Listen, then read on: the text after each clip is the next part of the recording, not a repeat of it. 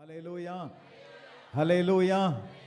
ஆண்டவராய் இருக்கிற இயேசு கிறிஸ்துவின் நாமத்தினாலே உங்கள் யாவரையும் நான் வாழ்த்துகிறேன். ஹல்லேலூயா. வேதத்தை நீங்கள் கவனித்து பார்க்கும்போது ஆதியாகமம் 49வது அதிகாரம் 26வது வசனத்தை வாசிக்கும்போது, உன் தகப்பனுடைய ஆசீர்வாதங்கள் என் பிதாக்களுடைய ஆசீர்வாதங்களுக்கு மேற்பட்டதாய் இருந்தது என்று எழுதப்பட்டிருக்கிறது. நன்றாக கவனியுங்கள். பிரைஸ். ஒரு தகப்பனுடைய ஆசீர்வாதம் அது எப்படிப்பட்டது அப்படின்னா மேற்பட்டது. எப்படிப்பட்டது சொல்லுங்க. வேதம் சொல்லுகிறது, என் பிதாக்களுடைய ஆசீர்வாதங்களுக்கு அது மேற்பட்டதாயிருந்தது. நாம் யாரை கொண்டு வேணாலும் நாம் ஆசீர்வதிக்கப்படலாம். ஆனா தகப்பனுடைய ஆசீர்வாதம் எப்படிப்பட்டது அப்படின்னா அது மேற்பட்டதா இருக்கிறது. வேதாகமத்தை நீங்கள் கவனித்து பார்க்கும்போது, ஈசாக்கு தன்னுடைய பிள்ளைகளை ஆசீர்வதிக்கிறான். யாக்கோபு தன்னுடைய பிள்ளைகளை ஆசீர்வதிக்கிறதை பார்க்க முடியும். யாக்கோபு தன்னுடைய 12 பிள்ளைகளையும் ஆசீர்வதிக்கும் போது, யோசேப்பை ஆசீர்வதிக்கும் போதுதான் இந்த வார்த்தை கடந்து வருகிறது. நன்றாக கவனியுங்கள். 4 விதமான பிதாக்கள் இருக்கிறார்கள். 4 விதமான தகப்பன்மார்கள் இருக்கிறார்கள். நமக்கு தெரிஞ்சதெல்லாம் ஒரே ஒரு தகப்பன் தான். யார் அப்படின்னா நம்மளை பெற்றவர்கள். நான் இன்னைக்கு 4 விதமான தகப்பனை காட்டி கொடுக்க போறேன். இந்த 4 விதமான தகப்பனை நீங்க யாரை பின்பற்றுகிறீர்கள்? யாரிடத்திலிருந்து ஆசீர்வாதத்தை நீங்கள் பெற்றுக்கொள்ளுகிறீர்கள்? வேதம் சொல்லுகிறது, நமக்கு ஒரு தகப்பன் உண்டு. நமக்கு ஒரு தகப்பன் உண்டு. இயேசு கிறிஸ்துவை தன்னுடைய சொந்த இரட்சகராய் ஏற்றுக்கொண்ட ஒவ்வொருவருக்கும் அவர் யாராய் இருக்கிறார் அப்படின்னா தகப்பனாய் இருக்கிறார். வேதம் சொல்லுகிறது, அப்பா பிதாவே என்று கூப்பிடத்தக்கதான புத்திர சுவிகாரத்தை நீங்கள் பெற்றுக்கொள்ளுகிறீர்கள். வாசிக்கலாம். 1 கொரிந்தியர் 8வது அதிகாரம் 6வது வசனத்தை வாசிக்கலாம். 1 கொரிந்தியர் 8வது அதிகாரம் 6வது வசனம்.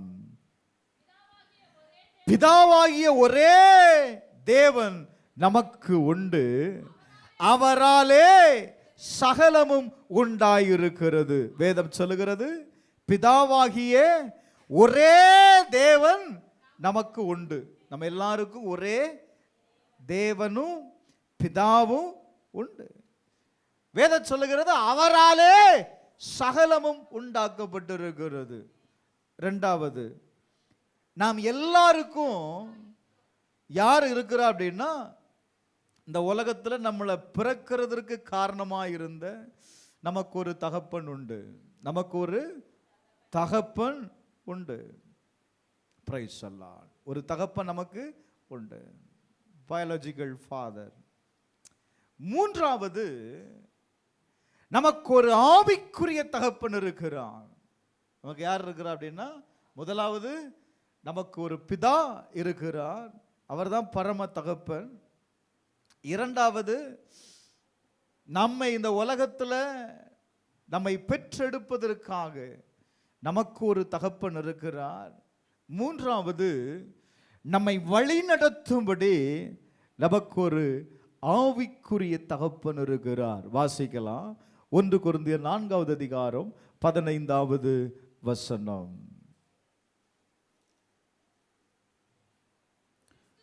கிறிஸ்துவுக்குள் 10,000 உபாத்தியர்கள் உங்களுக்கு இருந்தாலும் தகப்பன்மார் அநேகர் உங்களுக்கு இல்லையே. கிறிஸ்து இயேசுவுக்குள் சுவிசேஷத்தினால் நான் உங்களை பெற்றேன். அப்போஸ்தலனாகிய பவுல் சொல்லும்போது கிறிஸ்துவுக்குள் 10,000 உபாத்தியர்கள் உங்களுக்கு இருந்தாலும், உங்களுக்கு எத்தனை பிரசங்கிமார்கள் இருந்தாலும், எத்தனை பேருடைய பிரசங்கத்தை நீங்க கேட்டாலும், அவர்கள் எல்லாரும் உங்களுக்கு தகப்பன் அல்ல. பவுல் சொல்லும்போது கிறிஸ்துவுக்குள் உங்களை யார் நடத்துகிறார்களோ, கிறிஸ்துவுக்குள் உங்களை யார் போஷிக்கிறார்களோ, அவர்களே உங்களுடைய ஆவிக்குரிய தகப்பனாயிருக்கிறார்.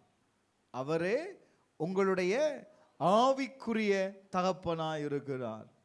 4வது, ஒரு பெரிய தகப்பன் இருக்கிறார். அவர் யார் அப்படின்னா, இந்த உலகத்தில் இருக்கிற தகப்பன். முதல்ல சொன்ன பிதாவாகிய தேவன், நமக்கு ஒரு தகப்பன் இருக்கிறார். அவர்தான் பரம தகப்பன். 2வது, இந்த பூமியில நம்மை பெற்றெடுப்பதற்கு தேவனால் தெரிந்து கொள்ளப்பட்ட நம்முடைய தகப்பன். 3வது, நம்மை ஆவிக்குரிய வாழ்க்கையில் நடத்துவதற்கு நமக்கு கொடுக்கப்பட்ட ஆவிக்குரிய தகப்பன். 4வது, நம்முடைய ஆவிக்குரிய வாழ்க்கையை கெடுக்கிற தகப்பன். வித்தியாசமா இருக்குல்ல? அது யாரு அப்படின்னா, யோவான் 8வது அதிகாரம் 44வது வசனம், நீங்கள் உங்கள் பிதாவாகிய பிசாசானவனால் உண்டானவர்கள். இவங்க யாரு? அந்த வசனத்தை வாசிங்க. உங்கள் பிதாவினுடைய இச்சைகளின்படி செய்ய மனதாயிருக்கிறீர்கள். அவன் ஆதி முதற்கொண்டு மனுஷ கொலைபாதகனாய் இருக்கிறான். சத்தியம் அவனிடத்தில் இல்லாதபடியால் அவன் சத்தியத்திலே நிலைநிற்கவில்லை. அவன் பொய்யனும் பொய்க்கு பிதாவுமாய் இருக்கிறபடியால் அவன் பொய் பேசும்போது தன் சொந்தத்தில் எடுத்து பேசுகிறான். ஹல்லேலூயா, ஹல்லேலூயா. அப்ப யார் அப்படின்னா, உங்கள் பிதாவாகிய பிசாசானவனால் உண்டானவர்கள். யாரு? யாரை குறித்து எழுதப்பட்டிருக்கிறது? யாரு கர்த்தருடைய வார்த்தையை கேட்காமல், கர்த்தருடைய வார்த்தைக்கு கீழ்ப்படியாமல் நடக்கிறார்களோ அவர்களை வேதம் என்ன சொல்லுகிறது அப்படின்னா, உங்களுக்கு நான் பிதா அல்ல, உங்களுக்கு வேற ஒருத்தர் யாரா இருக்கிறார் அப்படின்னா பிதாவா இருக்கிறார். நான் உங்களுக்கு தகப்பன் அல்ல. அவன் சத்தியத்தின்படி உங்களை நடத்த மாட்டான். அவன் எப்படி நடத்துவான் அப்படின்னா, உங்களுடைய விருப்பத்தின்படி, அவனுடைய சொந்தத்திலிருந்து அவன் உங்களை என்ன செய்வான் அப்படின்னா நடத்துவான். அப்ப நல்ல கவனிங்க, இன்னைக்கு நீங்களும் நானும் யாரால் நடத்தப்படுகிறோம்? நிறைய பேர் சொல்லிட்டு இருக்கிறோம், பிரைஸ் சொல்லலாம். இன்றைக்கு அநேக நேரத்தில் நாம் நம்முடைய தகப்பனுடைய வார்த்தைக்கு நம்ம என்ன செய்கிறது இல்லை அப்படின்னா கீழ்ப்படுகிறது இல்லை. பிரைஸ் சொல்லலாம். தகப்பனுடைய வார்த்தைக்கு கீழ்ப்படுகிறது இல்லை. சபைக்கு வருகிறோம், சபையில் வந்தாலும் பாஸ்டருடைய வார்த்தைக்கு என்ன செய்கிறது இல்லை? கீழ்ப்படுகிறது இல்லை. சத்தியத்தை கேட்டும் சத்தியத்தை கேளாதவர்களை போல இருக்கிறோம். அப்ப அவர்களுக்கெல்லாம் யார் தலைவன் அப்படின்னா, இன்னொரு தகப்பன் இருக்கிறான். அவன் என்ன சொல்றான்? நான் யார் பேச்சையும் கேட்க மாட்டேன், என் சொந்த பேச்சையும் கேட்க மாட்டேன், யார் பேச்சையும் கேட்க மாட்டேன், நீங்க என்ன எனக்கு சொல்றது அப்படின்னு இருக்கிறோம்ல. ஆனா வேதம் சொல்லுது பாருங்க, அப்படி இருக்கிறவன் யாரு? அப்படி இருக்கிறவன் என்ன செய்வான்னா, நீதிமொழிகளில் எழுதப்பட்டிருக்கிறது, அவன் வாழ்க்கையில் நிலையற்றவன் என்று எழுதப்பட்டிருக்கிறது. அவனுடைய வாழ்க்கையில் யாரா இருக்கிறா? தகப்பனுடைய வார்த்தைக்கு கீழ்ப்படியாம, தகப்பனுடைய வார்த்தையின்படி நடக்காம எந்த பிள்ளைகள் இருக்கிறார்களோ அவனுடைய வாழ்க்கை ஐயோ, அவனுடைய வாழ்க்கை தடுமாற்றமாக தான் இருக்கும். அவனுடைய வாழ்க்கை தடுமாற்றத்தின் அடிப்படையில் தான் இருக்கும். நல்ல கவனிங்க. Praise the Lord. நமக்கு ஒரு தகப்பன் உண்டு. அவர் யார்? அவர் எதை விரும்புகிறார்? அவர் என்ன செய்ய வேண்டும் என்று விரும்புகிறார்? நீங்க வேதத்தை கவனித்து பார்க்கும் பொழுது இன்னைக்கு அநேக பிள்ளைகள் தன்னுடைய தகப்பனை மதிக்கிறதில்லை, தகப்பனுக்குரிய கனத்தை கொடுக்கிறதில்லை, தகப்பனுடைய வார்த்தைக்கு செவி கொடுக்கிறதில்லை. அப்படிப்பட்ட பிள்ளைகள் தன்னுடைய வாழ்க்கையில் மேன்மை அடைந்ததாய் சரித்திரம் இல்லை. நல்ல கவனிக்கணும். தன்னுடைய வாழ்க்கையில் கஷ்டத்தை மட்டுமே அவர்கள் என்ன செய்வாங்க தெரியுமா? அனுமதிப்பார்கள். கஷ்டத்தை மட்டுமே அவருடைய வாழ்க்கையில் அனுபவிப்பார்கள். இன்னைக்கு ஏன் ஆண்டவர், நல்ல கவனிங்க, அவர் நமக்கு கடவுள் தானே, அவர் கடவுள் தானேங்க. அவர் கடவுள் அப்படிங்கிற அந்த ஸ்தானத்தில் மட்டும் அவர் இருந்துட்டார் அப்படின்னா நீங்களும் நானும் என்ன செய்ய மாட்டோம் தெரியுமா? அந்த கடவுளுடைய அன்பை நம்மளால புரிந்திருக்க முடியாது. அதனால தான் அவர் யாரா இருக்கிறார் அப்படின்னா, எப்பா நான் உனக்கு தகப்பனா இருக்க விரும்புகிறேன், நான் உனக்கு தகப்பனா இருந்து நான் உன்னை என்ன செய்கிறேன் அப்படின்னா, glory to God, நான் தகப்பன், நீ யாரா இருக்கிற? நீ என்னுடைய பிள்ளையா இருக்கிற. இந்த ரிலேஷன்ஷிப்ல சரியா இருக்கும்போது அவர் சொல்றாரு, நான் உன் தேவனா இருந்து உன்னை நடத்துவேன். ஒரு ஆமென் சொல்லுங்களேன். அல்லேலூயா, அல்லேலூயா. நீங்க வேதத்தை கவனித்து பார்க்கும்போது ஆதியாகம புஸ்தகம் 1வது அதிகாரம் அதனுடைய 27, 28 ஆகிய வசனங்களை நீங்கள் வாசிப்பீர்களே ஆனால், தேவன் தம்முடைய சாயலாக மனுஷனை சிருஷ்டித்தார். சிருஷ்டித்தவர் ஆணும் பெண்ணுமாக அவர்களை சிருஷ்டித்தார். 28வது வசனத்தில் வாசிங்க. ஆண்டவர் அவர்களை ஆசீர்வதிக்கிறதை நாம் பார்க்க முடியும். பின்பு தேவன் அவர்களை நோக்கி, நீங்கள் பலுகி பெருகி பூமியை நிரப்பி அதை கீழ்ப்படுத்தி சமுத்திரத்தின் மச்சங்களையும் ஆகாயத்து பறவைகளையும் பூமியில் நடமாடுகிற சகல ஜீவ சந்துகளையும் ஆண்டு கொள்ளுங்கள் என்று சொல்லி தேவன் அவர்களை ஆசீர்வதித்தார். தேவன் அவர்களை என்ன செய்தார்மா? சொல்லுங்க, சத்தமா சொல்லுங்க. தேவன் அவர்களை ஆசீர்வதித்தார். அவர்களை ஆசீர்வதித்து தான் அந்த ஏதேன் என்கிற அவர்களுக்காக உருவாக்கப்பட்ட அந்த தோட்டத்தில் அவர்களை வைத்தார். நல்ல கவனிங்க. அப்போ ஆதி மனிதன் தேவனுடைய ஆசீர்வாதங்களுக்கு உட்பட்டவனாய் இருக்கிறான். Praise the Lord. வேதம் சொல்லுகிறது,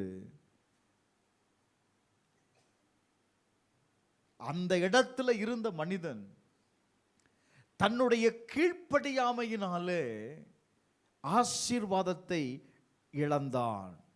ஆசீர்வாதத்தை இழந்தான். இரண்டாவது, அவனுடைய வாழ்க்கையில என்ன கடந்து வந்தது தெரியுமா? சாபம் கடந்து வந்தது. என்ன கடந்து வந்தது? பூமி உன் நிமித்தம் சபிக்கப்பட்டிருக்கும், நீ உயிரோடு இருக்கும் நாளெல்லாம் வருத்தத்தோடு அதன் பலனை புசிப்பாய். ஆசீர்வதித்த தேவன் இப்ப என்ன செய்கிறார் அப்படின்னா, அவங்க வாழ்க்கையில ஒரு சாபத்தை கட்டளையிடுவதை நீங்க பார்க்க முடியும். இது எதனால வந்துச்சு? ஆசீர்வாதமாய் இருந்த மனிதன் தன்னுடைய வாழ்க்கையில் சாபத்தை அவன் என்ன செய்கிறான்னா இப்போ பெற்றுக்கொள்ளுகிறான். இந்த சாபம் ஏன் அவனுடைய வாழ்க்கையில கடந்து வந்தது அப்படின்னா, அவனுடைய கீழ்ப்படியாமையின் நிமித்தம் இப்ப என்ன வந்தது? ஆசீர்வாதத்திற்கு பதிலாக சாபம் கடந்து வந்தது. என கண்பாண்டவர்களே, அநேக வார்த்தைகள் தேவன் நம்மை ஆசீர்வதித்திருக்கிறார். நாம் எல்லாரும் தகப்பனுடைய ஆசீர்வாதத்திற்கு உட்பட்டவர்கள் தான். தகப்பனுடைய ஆசீர்வாதத்திற்கு நாம் சுதந்திரவாளியாய் இருப்பதற்காகத்தான் நீங்களும் நானும் தேவனால் தெரிந்து கொள்ளப்பட்டோம். அப்படி என்று சொன்னால் ஏன் நம்முடைய வாழ்க்கையில் கஷ்டங்களும் உபத்திரவங்களும் போராட்டங்களையும் நாம் ஏன் அனுமதிக்கிறோம்? ஏன் அந்த வாழ்க்கை நம்முடைய வாழ்க்கையில கடந்து வருகிறது? நீங்க வேதத்தை கவனித்து பார்க்கும்போது எபேசியர் 1வது அதிகாரம் 3வது வசனத்தை வாசிக்கும் போது நம்முடைய கர்த்தராகிய இயேசு கிறிஸ்துவின் பிதாவாகிய தேவனுக்கு ஸ்தோத்திரம், அவர் கிறிஸ்துவுக்குள் உன்னதங்களிலே ஆவிக்குரிய சகல ஆசீர்வாதங்களினாலும் நம்மை ஆசீர்வதித்திருக்கிறார். இது யாருக்கு சொல்லப்பட்ட வார்த்தை அப்படின்னா, எபேசுவிலே கிறிஸ்து இயேசுவுக்குள் விசுவாசிகளாய் இருக்கிற பரிசுத்தவான்களுக்கு சொல்லப்பட்ட வார்த்தை. என்ன வார்த்தை? எப்பா, நீங்களும் நானும் கிறிஸ்துவுக்குள் உன்னதங்களிலே ஆவிக்குரிய சகல ஆசீர்வாதங்களினாலும் நம்மை ஆசீர்வதித்திருக்கிறார். பிரைஸ் அல்லாஹ். நம்மை என்ன செய்திருக்கிறார்? சொல்லுங்க. நம்மை என்ன செய்திருக்கிறார்? ஆசீர்வதித்திருக்கிறார். கிறிஸ்துவுக்குள் நாம் ஆசீர்வதிக்கப்பட்டவர்கள்.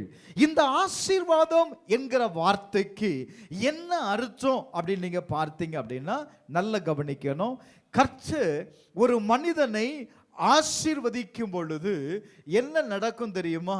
அவனுடைய வாழ்க்கையில வெற்றி உள்ள வாழ்க்கையை வாழ்வதற்கு தேவனிடத்திலிருந்து அவன் எதை பெற்றுக்கொள்ளுகிறான் அப்படின்னா, வல்லமையை பெற்றுக்கொள்ளுகிறான்.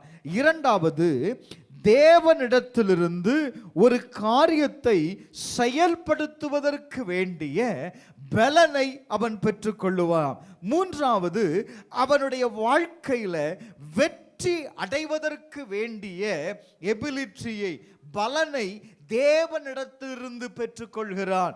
நான்காவது, அவன் இந்த பூமியில் தன்னுடைய வாழ்க்கையில் கனி கொடுக்கிறவனாய் இருப்பதற்கு, கனிகளை கொடுப்பதற்கு அவர் என்ன செய்கிறார் அப்படின்னா, தேவனிடத்திலிருந்து அவன் பலனை பெற்றுக்கொள்ளுகிறான். நான் மறுபடியும் சொல்லுகிறேன், பிதாவினிடத்திலிருந்து ஒருவனுக்கு கொடுக்கப்பட்டால் ஒழிய ஒருவனும் ஒன்றையும் என்ன செய்ய முடியாது அப்படின்னா, பெற்றுக்கொள்ள முடியாது.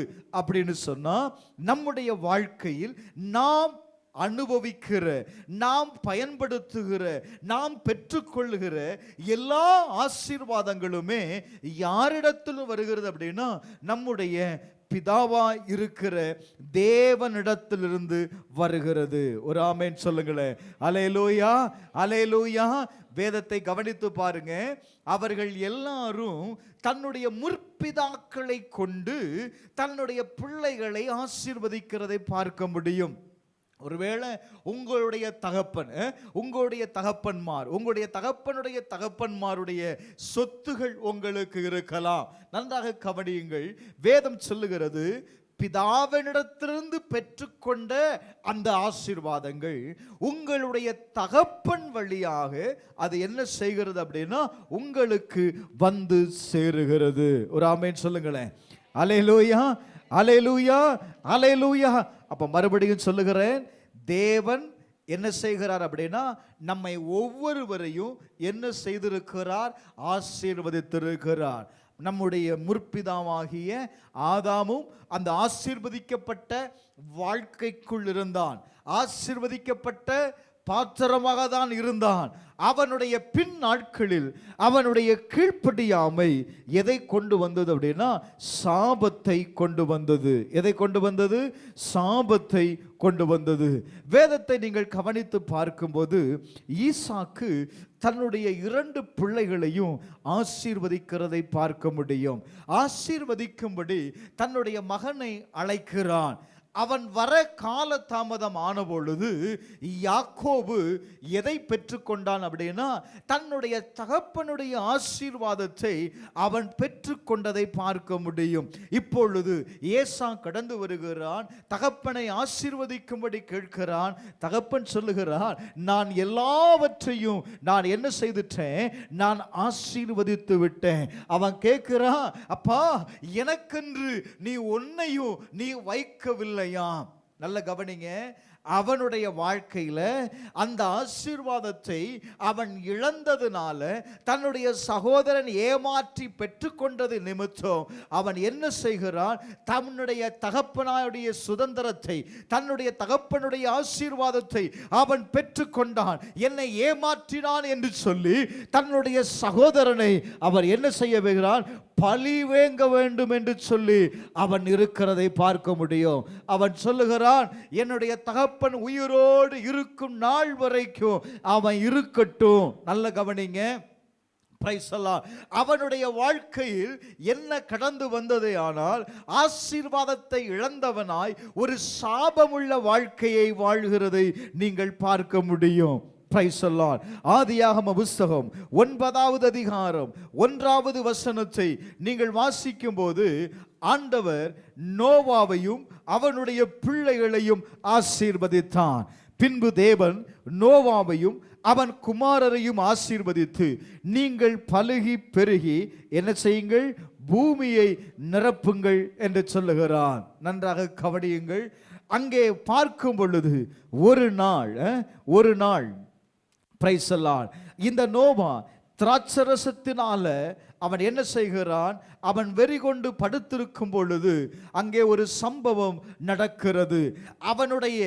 அவனுடைய ட்ரெஸ் விலகி இருந்தது. அவனுடைய நிர்வாணத்தை தன்னுடைய மகன் என்ன செய்து விட்டான் அப்படின்னா, பார்த்து விட்டான். பார்த்தவன் என்ன செய்திருக்க வேண்டும்? தகப்பனுடைய நிர்வாணத்தை அவன் மூடியிருக்க வேண்டும். மாறாக அவன் என்ன செய்தான் தெரியுமா? தன்னுடைய தகப்பனுடைய நிர்வாணத்தை அவன் வெளியே சென்று தன்னுடைய சகோதரனிடத்தில் சொல்லுகிறதை நீங்கள் பார்க்க முடியும். அவர்கள் 2 பேரும் பின்பாக கடந்து வந்து தன்னுடைய தகப்பனுடைய நிர்வாணத்தை அவர்கள் மூடுகிறார்கள். அவன் எழுந்த பொழுது இந்த செய்தி அவனுக்கு அறிவிக்கப்பட்டது. நன்றாக கவனியுங்கள். அங்கே எழுதப்பட்டிருக்கிறது, அதன் நிமித்தம் தன்னுடைய இளைய குமாரன் தனக்கு செய்ததை நினைத்து கானான் சபிக்கப்பட்டவன் தன்னுடைய சகோதரனிடத்தில் அடிமைகளுக்கு அடிமையாயிருப்பான் என்று தன்னுடைய தகப்பனால் சபிக்கப்பட்ட வாழ்க்கையை, சபிக்கப்பட்ட வார்த்தையை பெற்ற கானான் இன்றைக்கும் சபிக்கப்பட்ட நிலைமையில் தான் இருக்கிறது. என கண்பானவர்களே, அவன் செய்ததான தவறு அவனுடைய தலைமுறைக்கு எதை கொண்டு வந்ததே ஆனால் சாபத்தை கொண்டு வந்தது. நீங்கள் நினைக்கலாம், நான் ஆசீர்வாதமாகத்தானே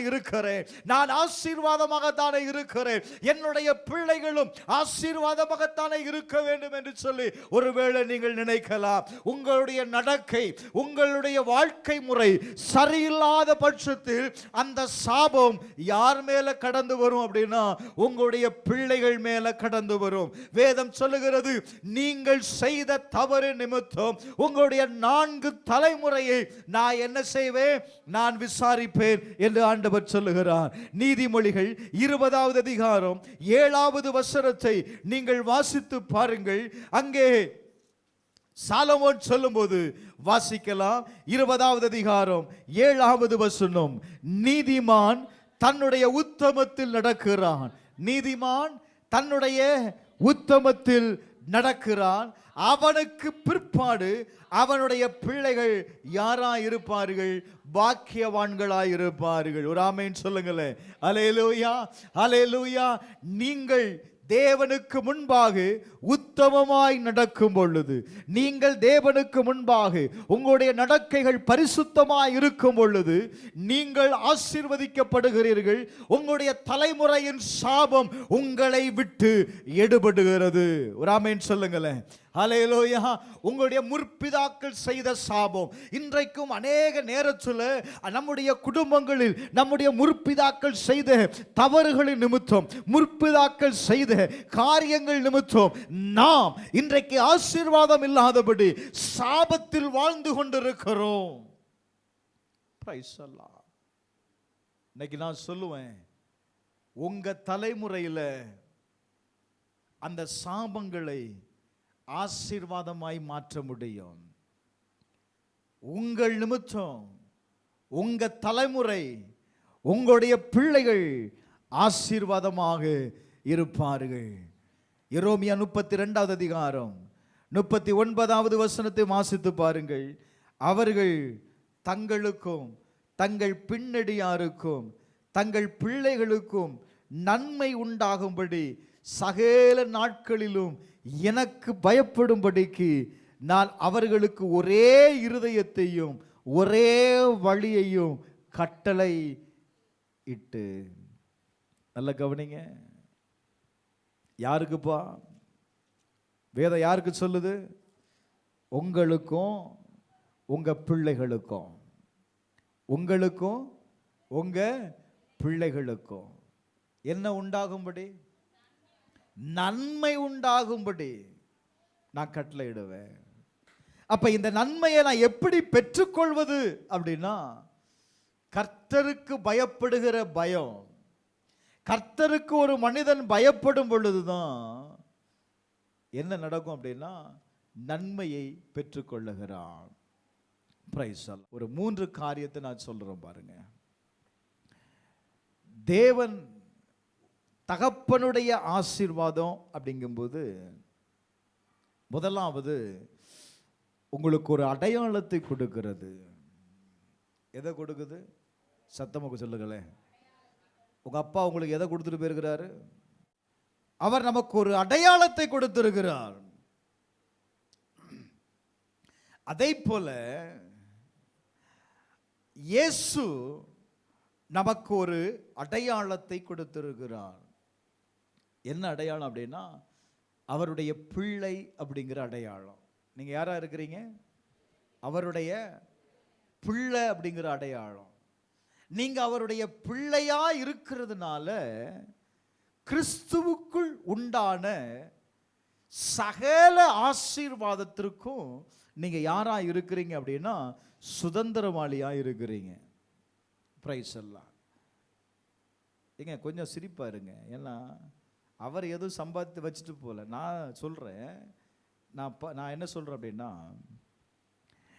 நம்முடைய பரம தகப்பனுக்குள் உங்களுக்கு வேண்டிய சகலத்தையும் அவர் என்ன செய்திருக்கிறார்னா ஆயத்தம் பண்ணியிருக்கிறார். அவர் என்ன செய்திருக்கிறார்? ஆயத்தம் பண்ணியிருக்கிறார். அவர் உங்களுக்கு ஒரு அடையாளத்தை கொடுத்திருக்கிறார். நீங்க அந்த அடையாளத்தை நீங்க மறந்ததுனால இப்ப என்ன தெரியுது அப்படின்னா, ஆசீர்வாதம் உங்களுக்கு தூரமா தெரியுது.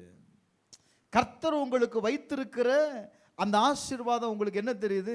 அவர் என்னத்தை எனக்கு வச்சுட்டு போனார் அப்படின்னு தான் சொல்றோமே தவிர, அவர் எனக்கு இதை செய்தார் அப்படின்னு நம்மளால என்ன சொல்ல முடியல. பாருங்க, ஆதியாகமம் 27வது அதிகாரம் 27வது வசனத்திலிருந்து வாசிக்கும் போது, தகப்பன் தன்னுடைய மகனை ஆசீர்வதிக்கிறத பார்க்க முடியும். அவன் கிட்ட போய் அவனை முத்தம் செய்தான். அப்பொழுது அவனுடைய வஸ்திரங்களின் வாசனையை மோந்து, இதோ என் குமாரனுடைய வாசனை கர்த்தர் ஆசீர்வதித்த வயல்வெளியின் வாசனையில் போல் இருக்கிறது. தேவன் உனக்கு வானத்தின் பனியையும் பூமியின் கொழுமையையும் கொடுத்து மிகுந்த தானியத்தையும் திராட்சரசத்தையும் தந்தருளுவாராக. ஜனங்கள் உன்னை சேவிக்கவும் ஜாதிகள் உன்னை வணங்கவும் கடவார்கள். உன் சகோதரருக்கு எஜமானனாய் இருப்பாய். உன் தாயின் பிள்ளைகள் உன்னை வணங்குவார்கள். உன்னை சபிக்கிறவர்கள் சபிக்கப்பட்டவர்களும் உன்னை ஆசீர்வதிக்கிறவர்கள் ஆசீர்வதிக்கப்பட்டவர்களுமாய் இருப்பார்கள் என்று சொல்லி அவனை என்ன செய்தார் அப்படின்னா ஆசீர்வதித்தார். நல்ல கவனிங்க. ஒரு தகப்பன் தன்னுடைய பிள்ளையை ஆசீர்வதிக்கும் போது ஒரு அடையாளத்தை கொடுக்கிறார். எப்படிப்பட்ட அடையாளம்? உன்னுடைய வாழ்க்கையில் இப்படி நீ ஆசீர்வதிக்கப்பட்டிருப்ப. உனக்கு வானத்தின் பனியை கொடுத்து பூமியின் பொழுமையை கொடுத்து உன் தானியத்தையும் திராட்சரசத்தையும் உனக்கு கொடுப்பான். அடுத்த வார்த்தை கவனிக்கும் போது, ஜனங்கள் உன்னை சேவிக்கவும் உன்னை வணங்கவும் கடமாறுகள். உன் சகோதரனுக்கு யாராயிருப்பாய்? நல்ல கவனிங்க. ஒரு அடையாளத்தை ஆண்டவர் அங்கே கொடுக்கிறதை பார்க்க முடியும். இயேசு இந்த பூமியில் அவர் ஞானஸ்தானம் எடுத்து கரை ஏறின உடனே அவர் என்ன செய்கிறார் தெரியுமா? வாசிங்க, மத்தேயு 3வது அதிகாரம் 17வது வசனம். 3:17. வானத்திலிருந்து ஒரு சத்தம் உண்டாகி, இவர் என்னுடைய நேசகுமாரன். இவர் என்னுடைய சொல்லுங்க, என்னுடைய நேசகுமாரன். இவரில் நான் யாரா இருக்கிறேன் அப்படின்னா நான் பிரியமா. இது எங்க, இந்த சத்தம் எங்க இருந்து உண்டாச்சு அப்படின்னா பிதாவினிடத்திலிருந்து உண்டாச்சு. நான் சொல்லுவேன், உங்களையோ பிரைஸ் எல்லாம் ஆண்டவர் என்ன செய்கிறார் தெரியுமா? அவருடைய பிள்ளையா தான் தேவன் பார்க்கிறார், அவருடைய குமாரனாய் நான் பார்க்கிறார். அவர் சொல்றாரு, நான் உன்னை நேசிக்கிறேன்பா, நான் உன்னை என்ன செய்கிறேன்? நேசிக்கிறேன். Glory to God. அப்ப நல்ல கவனிங்க, தேவன் நம்மை நேசிக்கிறார். எதன் அடிப்படையில் நேசிக்கிறார் அப்படின்னா, நம்ம அவருக்கு பிரியமா இருக்கிறதுனால அவர் நம்மளை நேசிக்கலைங்க. நாம் அவருடைய பிள்ளையாய் இருக்கிறதுனால கர்த்தர் நம்மை நேசிக்கிறார். ஒரு ஆமென் சொல்லுங்களேன். அல்லேலூயா, அல்லேலூயா. இரண்டாவது, ஒரு தகப்பனுடைய ஆசீர்வாதம் என்ன செய்யும் தெரியுமா? நம்முடைய இலக்கை அடைவதற்கு இது என்ன செய்யும்? பயன்படும். முதலாவது சொன்ன தகப்பனுடைய ஆசீர்வாதம் நமக்கு ஒரு அடையாளத்தை கொடுக்கிறது, நமக்கு ஒரு அடையாளத்தை கொடுக்கிறது. நம்மளே போய் நான் இன்னாருடைய பையன்னு சொல்ல வேண்டிய அவசியம் இல்லை. ஏன்? தகப்பனுடைய அடையாளம் என்ன காண்பித்து கொடுக்கிறது அப்படின்னா, உங்களை யார் என்று இந்த தேசத்தில் காண்பித்து கொடுக்கிறது. அதை போல பிதா உங்களை என்ன செய்கிறார் அப்படின்னா, இந்த தேசத்தில் வாழ்கிற உங்களை புறஜாதி ஜனங்களுக்கு முன்பாக ஆண்டவர் என்ன செய்கிறார்? உங்களை அடையாளப்படுத்துகிறார். நீங்க யார் என்பதை அடையாளப்படுத்தி காண்பிக்கிறார். இரண்டாவது, உங்களுடைய இலக்கை அடைவதற்கு அவர் என்ன செய்கிறார் தெரியுமா? உதவி செய்கிறார். ஆதியாகமம் 48வது அதிகாரம் 15வது வசனத்தில் வாசிக்கும் போது, அவன் யோசேப்பை ஆசீர்வதித்து பிதாக்களாகிய ஆபிரகாமும் ஈசாக்கும் வழிபட்டு வணங்கிய தேவனும் நான் பிறந்த நாள் முதல் கொண்டு இந்த நாள் வரைக்கும் என்னை ஆசீர்வதித்த தேவன் எல்லா தீமைக்கும் உன்னை நீங்களாக்கி என்னை மீட்ட தூதனுமானவர் இந்த பிள்ளைகளை என்ன செய்வாராக? சொல்லுங்க, இந்த பிள்ளைகளை ஆசீர்வதிப்பாராக. பிரைஸ் எல்லாம். யோசேப்பினுடைய பிள்ளைகள் மேல ஆசீர்வதிக்கிறத நீங்க பார்க்க முடியும். நல்ல கவனிங்க, 20வது வசனத்தை வாசிங்க. 20. இவ்விதமாக அவன் அன்றைய தினம் அவர்களை ஆசீர்வதித்து, தேவன் உன்னை எப்பிராயமை போலவும் மனாசையை போலவும் ஆக்குவாராக என்று இஸ்ரவேல் உன்னை முன்னிட்டு வாழ்த்துவார்கள் என்று சொல்லி எப்பிராயமே மனாசைக்கு முன்பாக என்ன செய்தான் அப்படின்னா வைத்தான். ஹல்லேலூயா, ஹல்லேலூயா. அப்ப நல்ல கவனிங்க, அவனுடைய வாழ்க்கையில ஒரு இம்பார்ட்டேஷன் கடந்து வருகிறது. நீ இப்படிதான் நீ இருப்ப. நீ யாரை போல இருப்ப? இப்படி யாரை போல இருப்ப அப்படின்னா எப்பிராயமை போல, மனாசையை போல நீ என்ன செய்வ? கர்த்தர் உன்னை உருவாக்குவாராக. ஒரு அமைப்பை கொடுத்து இப்படி உன் வாழ்க்கை இருக்கும் என்று என்ன செய்யப்படுகிறார்? ஆசீர்வதிக்கிறதை பார்க்க முடியும். அதை போல தேவன் பிதா நாம் ஒவ்வொருவரையும் இந்த பூமியில் வாழ்கிற நமக்கு ஒரு இலக்கை கொடுத்திருக்கிறார். எப்படிப்பட்ட இலக்கு அப்படின்னா, இப்படிதான் உன் வாழ்க்கை இருக்கும். அதை வடிவமைத்து அந்த வாழ்க்கைக்கு நேராக மட்டுமே ஆண்டவர் என்ன செய்வார் அப்படின்னா உங்களை நடத்துவார். ஹல்லேலூயா, ஹல்லேலூயா, ஹல்லேலூயா. அதற்கு மாறாக உங்களுடைய இலக்கை நீங்கள் மாற்றி அமைத்து நீங்கள் வாழுவீர்களே ஆனால் தேவனிடத்திலிருந்து எந்த விதமான ஆசீர்வாதத்தையும் நீங்கள் பெற்றுக்கொள்ள முடியாது.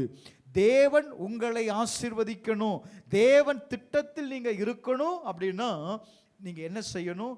தகப்பன் உங்களுக்கு என்ன சொல்றாரோ, தகப்பன் உங்களுக்கு என்ன சொல்றாரோ அதன்படி நீங்கள் செயல்பட ஆரம்பிக்கும் போது கட்டாயம் ஆசீர்வாதமா இருக்கும். பழைய நாட்களில் முன்னாடி என்ன செய்தாங்க அப்படின்னா, பிள்ளைகள் தகப்பன் என்ன சொல்றாரோ அதன்படி தான் செய்தாங்க. அதன்படி தான் தன்னுடைய வாழ்க்கை என்ன செய்து கொண்டாங்க அப்படின்னா அமைத்து கொண்டார்கள். நான் இன்றைக்கு எப்படி, உங்களுடைய பரம தகப்பன் உங்கள் ஒவ்வொருவரையும் ஆசீர்வதித்திருக்கிறார். உங்களுக்கொண்டு ஒரு இலக்கை வைத்திருக்கிறார். உங்களுக்கொண்டு ஒரு திட்டத்தை வைத்திருக்கிறார். ஆனா இன்றைக்கு இருக்கிற தலைமுறைகள் என்ன செய்வது இல்லை தெரியுமா? தகப்பனுடைய அந்த திட்டத்திற்கு, தகப்பனுடைய வார்த்தைக்கு செவி கொடுக்கிறது இல்லை. என்ன சொல்றாங்க? நான் சொல்லி பார்த்தேன், அவன் கேட்கல, அவன் இஷ்டத்துக்கு போன என்ன செய்துட்டேன், விட்டுட்டேன். இன்னைக்கு அப்படிதான் நடக்குது. அவன் இஷ்டத்திற்கு விட்ட பிள்ளைகள், அவனுடைய தலைமுறை என்ன செய்யப்படும் வேதம் சொல்லுது அப்படின்னா தள்ளாடுகிற வாழ்க்கை. என்ன வாழ்க்கை சொல்லுங்க? அவங்களுடைய வாழ்க்கையில தத்தளிப்பு இருக்கும். அடுத்து பார்த்தீங்க அப்படின்னா ஒரு தகப்பனுடைய ஆசீர்வாதம் எதை கொண்டு வரும் தெரியுமா? நம்முடைய முற்பிதாக்கள் செய்த சாபத்தை அல்லது நம்முடைய வாழ்க்கையை பின்தொடர்கிற சாபத்தை முறிக்கும். யாருடைய ஆசீர்வாதம்? தகப்பனுடைய ஆசீர்வாதம் நம்மளை பின்தொடர்கிற பாரம்பரிய சாபங்களை அது உடைக்கும். இப்போ நல்ல கவனிங்க, ஒரு ஆதாமுடைய மீறுதலின் நிமித்தம் இந்த முழு உலகமும் எதற்குள் உட்பட்டது அப்படின்னா சாபத்திற்குள் உட்பட்டது. இப்போ பார்க்கிறார் ஆண்டவர் என்ன செய்கிறார், இந்த முழு ராஜ்யத்தையும் முழு உலகத்தையும் மீட்டு கொள்வதற்காக அவர் என்ன செய்கிறார், கல்வாரி சிலுவையில் அவர் மரித்து தன்னுடைய சொந்த இரத்தத்தை அவர் சிந்தி தன்னுடைய ஜனங்களை பாவத்திலிருந்து, பாவ உலகத்திலிருந்து, இந்த உலகத்தின் அதிபதியினிடத்திலிருந்து அவர் என்ன செய்கிறார் தெரியுமா? மீட்டெடுக்கிறார். அவர் எப்படி மீட்டெடுக்கிறார் அப்படின்னா மல்கியா 4வது அதிகாரம் 6வது வசனத்தை வாசி பாருங்க. மல்கியா 4வது அதிகாரம் 6வது வசனத்தை வாசிக்கும் போது, நான் வந்து பூமியை சங்காரத்தால் அடிக்காதபடி அவன் பிதாக்களுடைய இருதயத்தை பிள்ளைகளிடத்திற்கும் பிள்ளைகளுடைய இருதயத்தை அவர்கள் பிதாக்களிடத்திற்கும் திருப்புவான். நல்ல கவனிங்க, வேதம் சொல்லுகிறது அவர் என்ன செய்கிறார்? பிதாவினுடைய இருதயத்தை, பிதாவினுடைய அன்பை தன்னுடைய பிள்ளைகளிடத்தில் திருப்புகிறார். தேவன் தம்முடைய ஒரே பேரான குமாரனை விசுவாசிக்கிறவன் எவனோ அவன் கெட்டு போகாமல், அவன் கெட்டு போகாமல் நித்திய ஜீவனை அடையும்படிக்கு அவரை தந்தருளி இவ்வளவாய் என்ன செய்தார் அப்படின்னா, இவ்வளவா என் மேல அன்பு கூர்ந்தார். நான் கெட்டு போயிடக்கூடாது. யார் சார் செய்வா? நீங்க கெட்டு போயிடக்கூடாதுன்னு சொல்லி தன்னுடைய சொந்த ஜீவனையே உங்களுக்கு கொடுத்தவர் தன்னுடைய அன்பை எப்படி விளங்க பண்ணுகிறார் பாருங்களேன். அவருடைய இருதயத்தை, அவருடைய பிதாவினுடைய இருதயத்தை இப்ப என்ன செய்கிறார் அப்படின்னா உங்களுக்குள்ள வைக்கிறார். இப்ப பிள்ளைகளுடைய இருதயத்தை இப்ப என்ன செய்கிறார் தெரியுமா? பிதாக்களோடு கூட அவர் இணைக்கிறார். ஒரு ஆமென் சொல்லுங்களேன். அல்லேலூயா. அப்படி இணைக்கும் போதுதான், நான் மறுபடியும் சொல்றேன், உங்க இருதயம் எப்போ பிதாவோடு கூட இணைக்கப்படுதோ அப்பொழுதுதான் நீங்கள் எதை பெற்றுக்கொள்ளுகிறீர்கள்? ஒரு தகப்பனுடைய ஆசீர்வாதத்தை நீங்கள் பெற்றுக்கொள்ளுகிறீர்கள். ஒரு ஆமென் சொல்லுங்களேன். ஹல்லேலூயா, ஹல்லேலூயா. அப்ப தகப்பனுடைய ஆசீர்வாதம் எப்படிப்பட்டது? தகப்பனுடைய ஆசீர்வாதம் எப்படிப்பட்டது அப்படின்னு நீங்க பார்ப்பீங்க அப்படின்னா, லூக்கா 15வது அதிகாரத்தில் 11வது வசனத்திலிருந்து வாசிக்கும் போது, வாசிங்க லூக்கா 15வது அதிகாரம் 11வது, ஒரு மனுஷனுக்கு 2 குமாரர்கள் இருக்கிறார்கள். இளையவன் தகப்பனை நோக்கி, தகப்பனே, ஆஸ்தியில் என் பங்கை எனக்கு கொடுங்க அப்படின்னு தன்னுடைய ஆஸ்தியில் அவனுடைய பங்கை வாங்கி கொண்டு அவன் என்ன செய்கிறான் அப்படின்னா புறப்பட்டு போகிறான். எங்கே போகிறான் அப்படின்னா தூர தேசத்திற்கு போகிறான். தூர தேசத்திற்கு போகிறான். என்ன சொல்லிட்டு போகிறான்? இதுவரையில் நான் உன் கூட இருந்தது போதும், என் சொத்தை பிரி, நான் என்ன செய்கிறேன், நான் போய் என் சொந்தமாக நான் வாழ்ந்துக்கிடுறேன், என் குடும்பத்தை நான் பார்த்துக்கிடுறேன் அப்படின்னு சொல்லிட்டு என் வாழ்க்கையை நான் பார்த்து கொள்ளுகிறேன் அப்படின்னு சொல்லிட்டு போகிறான். போனவன் வேதம் சொல்லுகிறது துன்மார்க்கனமாய் ஜீவனம் பண்ணி தன்னுடைய ஆசைகளை எல்லாவற்றையும் என்ன செய்தான் அப்படின்னா அழித்து போட்டான்னு வசனம் சொல்லுது. நல்ல கவனிங்க, எப்படி ஜீவனம் பண்ணுனா துன்மார்க்கமாய். அவனுடைய தகப்பன் யாரா இருந்தான் அப்படின்னா உலகத்தின் தகப்பனா இருந்தான். தன்னுடைய தகப்பன் சொல்லுகிறத அவன் என்ன செய்யல, கேட்கல. உலக மார்க்கமாய் கடந்து சொல்லுகிறான். உலகம் அவனுக்கு காண்பித்து கொடுக்கிறது, நீ இப்படியெல்லாம் வாழலாம், நீ இப்படியெல்லாம் இருக்கலாம், நீ வந்துரு, உங்க அப்பாவோட ரொம்ப கண்டிக்கிறாரு, உங்க அப்பாவுக்கு இவ்வளவு சொத்து இருந்தும் உனக்கு 10 ரூபா கொடுக்குறாரா, இல்ல நீ இன்னும் அந்த வீட்டிலேயே இருக்கிறியே, நீ வெளியே வந்துரு, நீ வெளியே வந்துரு, நான் உன்னை பார்த்து கொள்ளுகிறேன் அப்படின்னு சொன்னான். இவன் சொத்தெல்லாம் பங்கிட்டுட்டு வெளியே போய் வேதம் சொல்லுகிறது துன்மார்க்கமாய் ஜீவனம் பண்ணி எல்லாவற்றையும் இழந்தான். என கண்பானவர்களே, அவனுடைய சொத்து கொஞ்சம் கொஞ்சமாய் குறைய ஆரம்பித்தது. தேசத்தில் பஞ்சம், சாப்பிட வழி இல்லை, இனி என்ன செய்வேன் தெரியல. வேலையை தேடுறான், வேலை கிடைக்கல. லாஸ்ட்ல ஒரே ஒரு வேக்கன்சி மட்டும்தான் இருக்கு. என்ன வேலை அப்படின்னா பண்ணி மேய்க்கிற வேலை. இதையும் விட்டா இந்த வேலையும் யாராவது வாங்கி கொண்டு போயிடுவாங்கன்னு சொல்லிட்டு அதை மேய்ப்பதற்காக அக்ரிமெண்ட்ல சைன் போட்டு ஜாயின் பண்ணிட்டான். பிரைஸ் அல்லாஹ். இப்போ பார்த்தா பசி எடுக்குது, சாப்பிடாம எப்படி வேலைக்கு போகுது?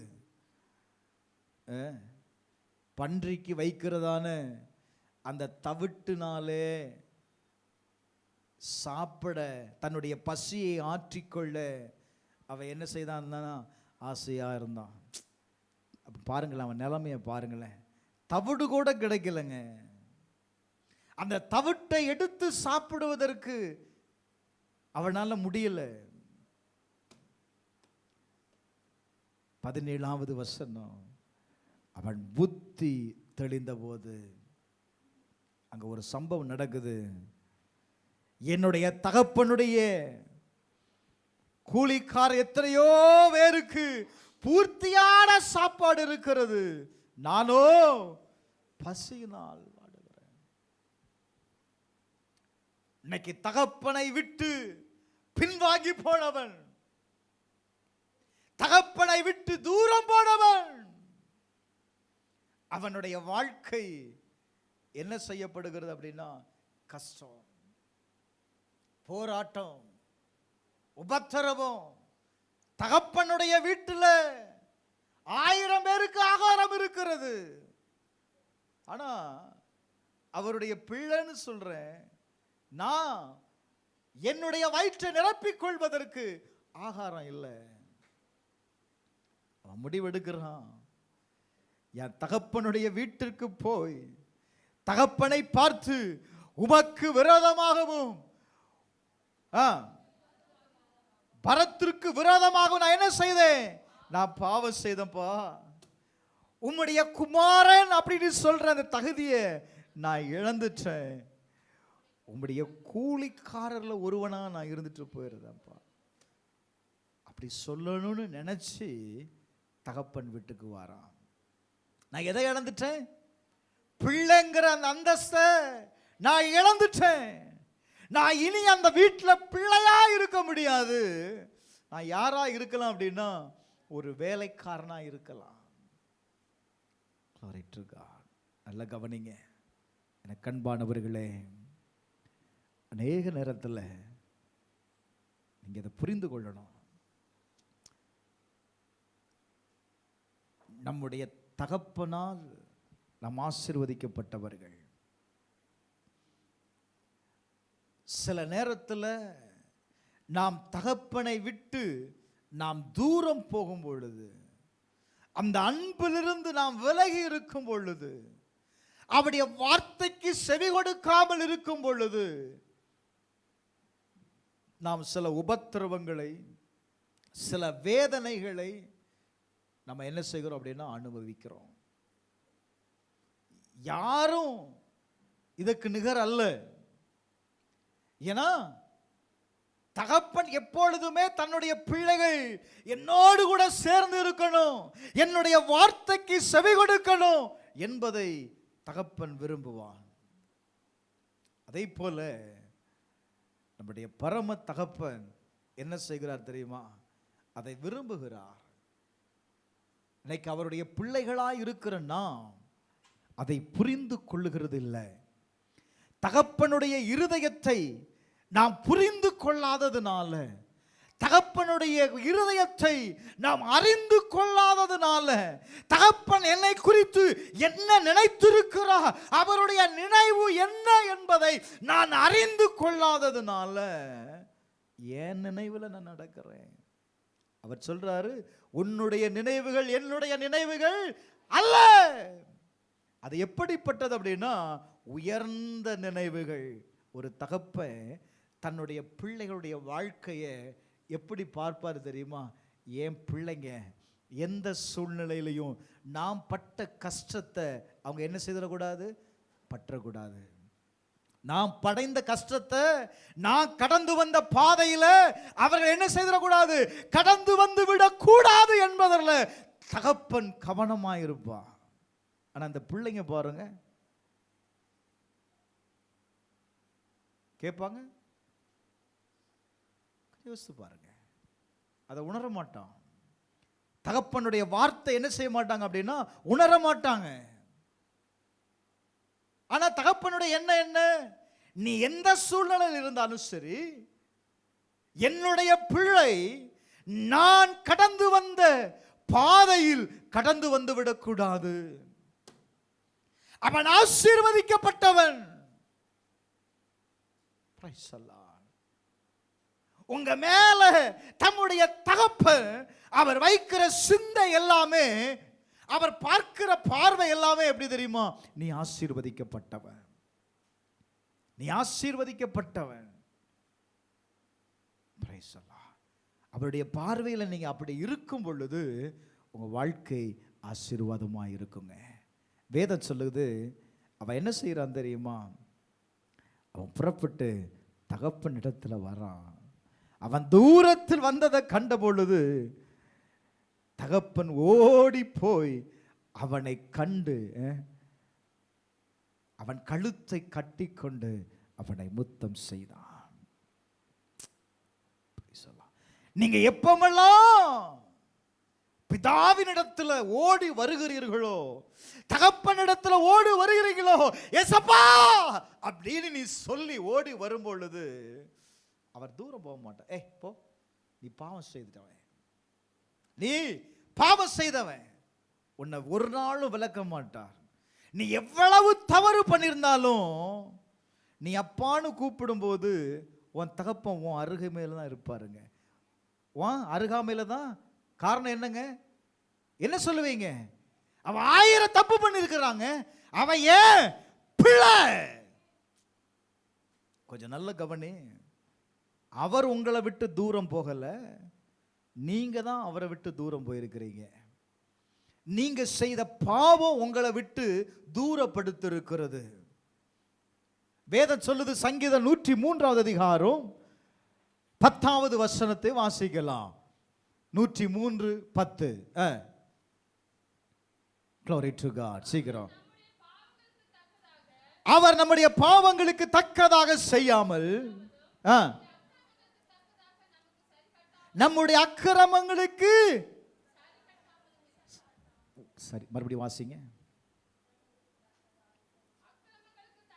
ஃபர்ஸ்ட்ல இருந்து. அவர் நம்முடைய பாவங்களுக்கு தக்கதாக நமக்கு, நல்ல கவனிக்கணும், அவர் நம்முடைய பாவங்களுக்கு தக்கதாக நமக்கு செய்யாம நம்முடைய அக்கிரமங்களுக்கு தக்கதாக நமக்கு சரி கட்டாமலும் இருக்கிறார். கொஞ்சம் யோசித்து பாருங்க. உங்க பாவத்திற்கு தக்க தண்டனையை கொடுத்திருந்தா, உங்க அக்கிரமத்திற்கு அவர் உங்களை தண்டித்திருந்தா, நீங்க யாராவது இங்க உள்ள வந்து உட்கார்ந்து இருப்பீங்க? அவர் அதெல்லாம் என்ன செய்யல சொல்லுங்க, அவர் நினைக்கவே இல்லை. பிரைஸ் எல்லாம் அவன் வருகிறான், அப்படி அப்பா சொல்றான், அப்பா நான் உம்முடைய குமாரன் என்று சொல்லப்படுவதற்கு நான் பாத்திரம் இல்லப்பா, நான் பாவம் செய்துட்டேன்ப்பா, நான் உனக்கு விரோதமாகவும் பரத்திற்கு விரோதமாகவும் நான் என்ன செய்துட்டேன், நான் பாவம் செய்துட்டேன். தேங்க்யூல்லா. அவன் எப்போ தன்னுடைய பாவத்தை உணர்ந்தானோ, தன்னுடைய பாவத்தை எப்போ உணர்ந்தானோ, தான் செய்த தவறை எப்போ உணர்ந்தானோ, உடனே அவருடைய வாழ்க்கை மாற்றப்படுகிறது. அப்பா சொல்றாரு, ஊழியக்காரனை பார்த்து இவனுக்கு ஒரு உயர்ந்த வஸ்திரத்தை கொண்டு வந்து இவனுக்கு கொடுங்க, உனக்கு மோதிரத்தை கொடுங்க, இவனுக்கு எதை கொடுங்க அப்படின்னா பாதரட்சிகளை கொடுங்க. 24வது வசனம், இவன் மரித்தான் திரும்பவும் உயிர்த்தான். இவன் மரித்தான், இவன் திரும்பவும் என்ன செய்யப்பட்டான் அப்படின்னா உயிர்ப்பிக்கப்பட்டான். எனக்கு அன்பானவர்களே, உங்க வாழ்க்கை உயிர்ப்பிக்கப்படுவதற்கு, உங்க வாழ்க்கை உயிர்ப்பிக்கப்படுவதற்கு தகப்பனிடத்துல வா. எத்தனையோ முறை அவர் உனக்கு பேசினார், எத்தனையோ முறை அவர் உங்களுக்கு சொன்ன வார்த்தை, நீங்க கீழ்ப்படியாததுனால இன்னைக்கு தகப்பனுடைய ஆசீர்வாதத்திற்கு நாம் பாத்திரமாய் இல்லாமல் போய்விடுகிறோம். அப்படி சொல்றேன். Glory to God. தகப்பனுடைய ஆசீர்வாதம் என்பது நீங்க நினைக்கிற மாதிரி சாதாரண ஆசீர்வாதம் இல்லை. உங்க வாழ்க்கை மாற்றப்படும் பொழுது உங்க தலைமுறை மாறுங்க, உங்களுடைய சந்ததி ஆசீர்வதிக்கப்படும். உங்க ஒருத்தருடைய மாற்றம், உங்களுடைய ஒருத்தருடைய மனம் திரும்புதல் யாரை ஆசீர்வதிக்கும் அப்படின்னா உங்களுடைய தலைமுறை ஆசீர்வதிக்கும். உங்க ஒருவருடைய சாபம் உங்க முழு சந்ததியையும் அதை என்ன செய்தரும் தெரியுமா, சாபத்திற்கு உட்படுத்திடும். Glory to God. தகப்பனுடைய ஆசீர்வாதத்தை பெற்றுக்கொள்வதற்கு ஒரே வழிதான், என்ன செய்யணும் தெரியுமா, தகப்பனை கனம் பண்ண. இது ஆண்டவர் கொடுத்த அவருடைய பிரமாணத்தில் 5வது கட்டளை. உன்னுடைய தாயும் தகப்பனை நீ என்ன செய்யணும், நீ என்ன செய்யணும், கனம் பண்ணணும். நீ கனம் பண்ணினா மட்டும்தான். இன்னொரு வசனத்தை வாசிங்க, எபேசியர் 6வது அதிகாரம், எபேசியர் 6வது அதிகாரம் அதனுடைய 1-2 வாசிங்க. பிள்ளைகளே, உங்கள் பெற்றாருக்கு கர்த்தருக்குள் கீழ்ப்படியுங்கள். யாருக்குள் கீழ்ப்படிங்க சொல்லுங்க, யாரு கீழ்ப்படியணும், பெற்றோருக்கு கீழ்ப்படியணும். அதே நேரத்தில் கர்த்தருக்குள் கீழ்ப்படியணும், அவருடைய வார்த்தைக்கு கீழ்ப்படியணும். இப்படி நீ கீழ்ப்படியதுனால உனக்கு நன்மை உண்டாயிருப்பதற்கும், நீ தகப்பனுக்கு கீழ்ப்படுகிறதுனால யாருக்குப்பா நன்மை சொல்லுங்க, யாருக்கு நன்மை, உனக்குத்தான் நன்மை. உனக்கு நன்மை உண்டாயிருப்பதற்கும், பூமியிலே உன் வாழ்நாள் நீடித்திருப்பதற்கும் உன் தாயையும் தகப்பனையும் என்ன செய்யணும் போட்டிருக்கு. ஹலோ, கனம் பண்ண. தாயையும் தகப்பனையும் நீ கனம் பண்ணினாதான், உன் தகப்பனையும் தாயையும் நீ கனம் பண்ணினாதான் உன் வாழ்க்கை சந்தோஷமாயிருக்கும். வேதம் சொல்லுகிறது, உன் வாழ்நாள் எங்க நீடித்திருப்பதற்கு, பூமியில் நீடித்திருப்பதற்கு. உன் வாழ்நாள் அதிகரிக்கப்படுவதற்கு, ஆசீர்வாதமாய் இருப்பதற்கு நீ தகப்பனை கனம் பண்ணு. நம்முடைய தகப்பனும் இது எல்லா தகப்பனும் எதிர்பார்க்கிறதுனால தன்னுடைய பிள்ளை என்ன செய்யணும்? தகப்பனை என்ன செய்யணும்? வார்த்தைக்கு கனம் பண்ணணும். என்ன கனம் பண்ணணும்? பிரைஸ் அல்லாஹ். ஆராதனையில் ஒரு அருமையான ஒரு வார்த்தை, நீங்கள் எதை கொண்டு வந்தோம் தேவனை பிரியப்படுத்த முடியாது, அவர் கனத்தை கொடுக்க முடியாது. நீங்கள் செலுத்துகிற ஆராதனை தான் அவரை கனப்படுத்தும். ஆண்டவர் சொல்றாருங்க, என்னை கனம் பண்ணுகிறவனை நான் என்ன செய்வேன் அப்படின்னா கனம் பண்ணுகிறேன். என்னை கனவீனம் பண்ணுகிறவனை நான் என்ன செய்வேன்? நானும் கனவீனம் பண்றேன். அப்ப நம்முடைய வாழ்க்கை யாரை கனம் பண்ணணுங்க? பிதாவை கனம் பண்ணணும். எங்க கனம் பண்ணுவீங்க? ஆராதனையில கனம் பண்ணு. அதற்காக தான் சபை. நீ தேவனை கனம் பண்ணும் பொழுது உன்னுடைய வாழ்க்கை என்ன செய்யும் தெரியுமா? கனப்படுத்தப்படுகிறது. நான் இப்படி சொல்றேன், நீங்க நினைக்கிறீங்க நான் என்னைக்கு பாஸ்டர் அவரை கனவீனம் பண்ணேன் அப்படின்னு நீங்க நினைக்கலாம். நீங்க ஆராதனைக்கு வரலனாலே கனவீனம் பண்றீங்கன்னு அர்த்தம். யாரை கனவீனம் பண்றீங்க? நீங்க வரலன்னா எனக்கு கஷ்டமா தான் இருக்கு. பார்ப்பேன் யாரெல்லாம் வரல, சரி எங்க போனாங்களோ. ஆனா பிதா என்ன செய்யறாரு? இன்னைக்கு ஆராதனைக்கு வராம என்னை ஆராதிக்க வராம எங்க போயிருக்க பாரு. பிரைஸ் அல்லாஹ்.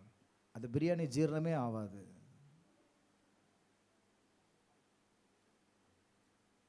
ஏன்னா நீங்க என்ன செய்யலீங்க? தேவனை கனம் பண்ணலங்க.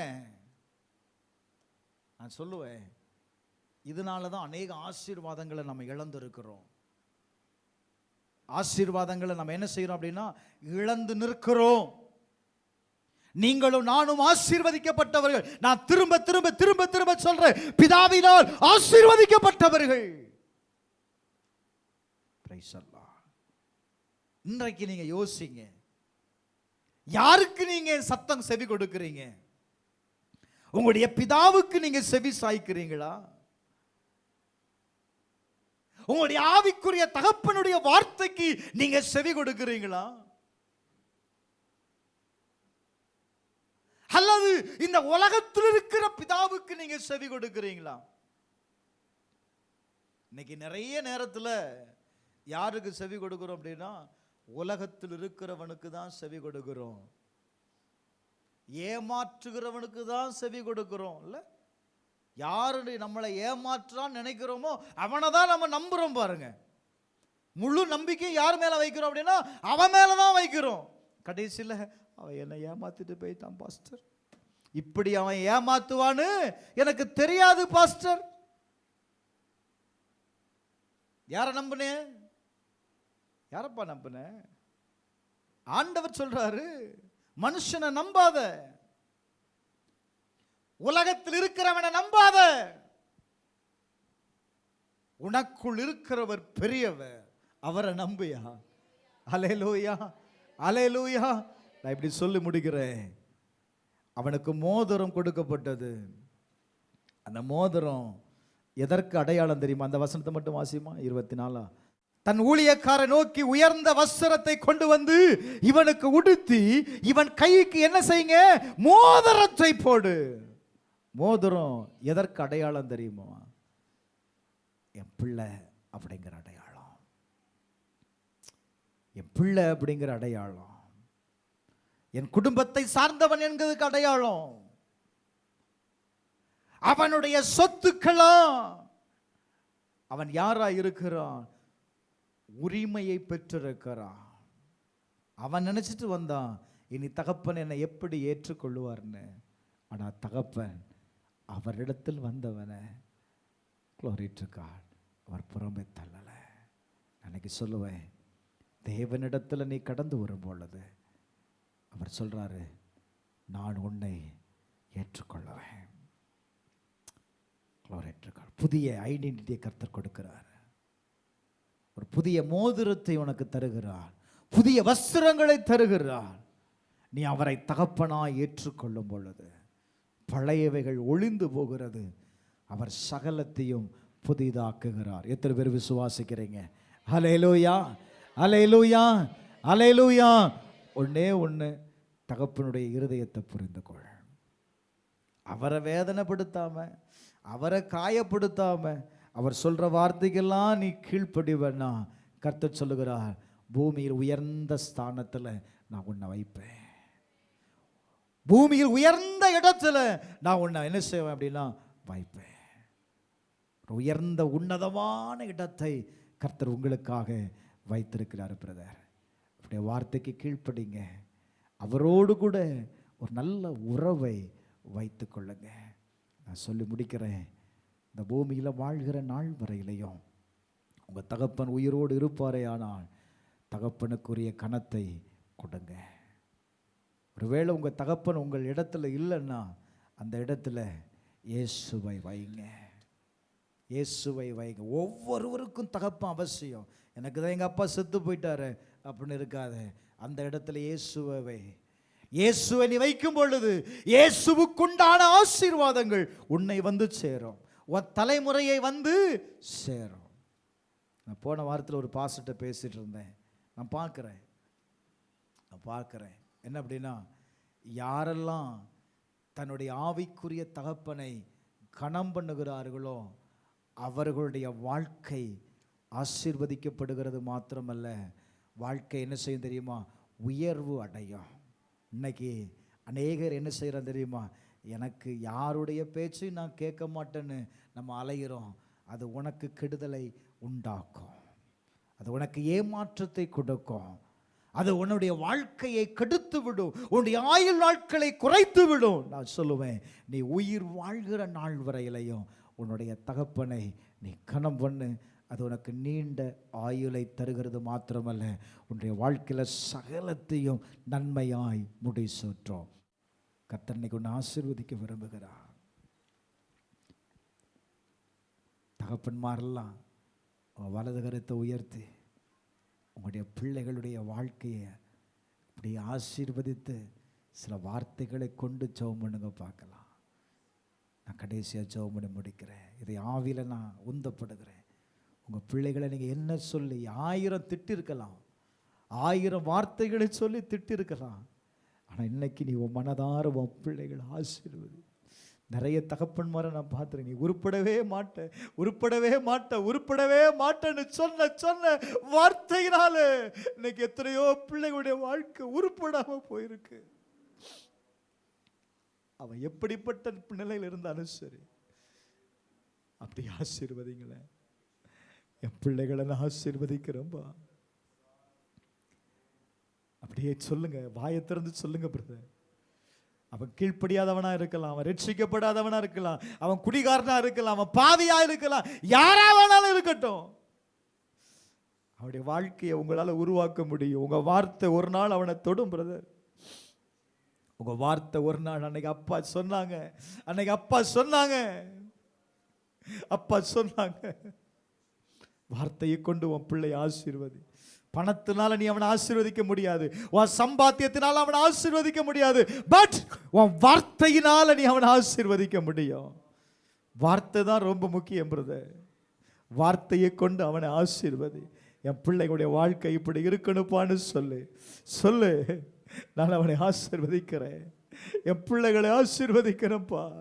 என் முற்பிதாக்களுடைய ஆசீர்வாதம், ஆபிரகாமின் தேவனே, ஈசாக்கின் தேவனே, யாக்கோபின் தேவனே, என்னுடைய தேவனே, என் பிள்ளைகளை ஆசீர்வதிக்கிறேன். அவர்களுடைய ஆசீர்வாதம், ஆபிரகாமுடைய ஆசீர்வாதம், ஈசாக்குடைய ஆசீர்வாதம், யாக்கோபுடைய ஆசீர்வாதம் என் பிள்ளைகளுடைய வாழ்க்கையில் கிறிஸ்து இயேசுவின் நாமத்தினால கிறிஸ்துவுக்குள்ளாய் கடந்து வருவதாக என்று சொல்லி ஜெபிக்கிறேன்பா. கடந்து வருவதாக என்று சொல்லி ஜெபிக்கிறேன்பா. ஜெபிக்கிறேன். கடைசியா நம்முடைய சபையில் இருக்கிற தகப்பன்மாருக்காக நான் ஜெபிக்க போகிறோம். எல்லாரும் உங்களுடைய கரத்தை உயர்த்துங்க பார்க்கலாம். எல்லாரும் உங்களுடைய கரத்தை உயர்த்து. தகப்பன் ஒரு குடும்பத்திற்கு ரொம்ப முக்கியங்க. தகப்பன் ரொம்ப முக்கியங்க.